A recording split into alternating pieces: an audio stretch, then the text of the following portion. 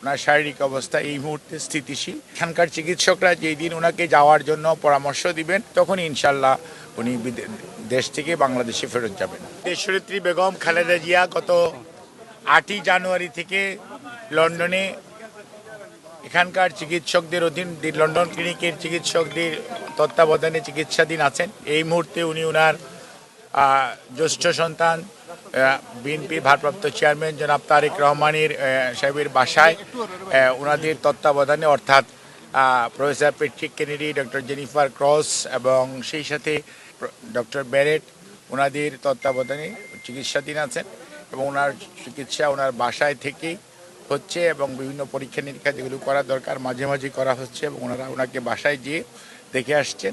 ওনার শারীরিক অবস্থা এই মুহূর্তে স্থিতিশীল এবং আপনারা ওনার সুস্থতার জন্য দোয়া করবেন এবং ওনার পুত্রবধূ ডক্টর জুবাইদা রহমান এবং ডক্টর সৈয়দা শামেলা রহমান সহ ওনার 3 নাতনি আছেন, টেক কেয়ার করেন এবং তাতে মানসিকভাবে উনি অনেকটাই আগের চেয়ে অনেক বেটার আছেন এবং উনি সার্বক্ষণিকভাবেই চিকিৎসকদের তত্ত্বাবধানে এখানে চিকিৎসা চলছে। আপনারা ওনার সুস্থতার জন্য দোয়া করবেন। ম্যাডাম কবে নাগাদ দেশে যাবে, এখানকার চিকিৎসকরা যেই দিন ওনাকে যাওয়ার জন্য পরামর্শ দিবেন বা ওনাকে মনে করবেন যে বিদেশে থেকে দেশে ফেরত যাওয়ার মতো একটি অবস্থার মধ্যে আছেন তখন ইনশাল্লাহ উনি দেশ থেকে বাংলাদেশে ফেরত যাবেন।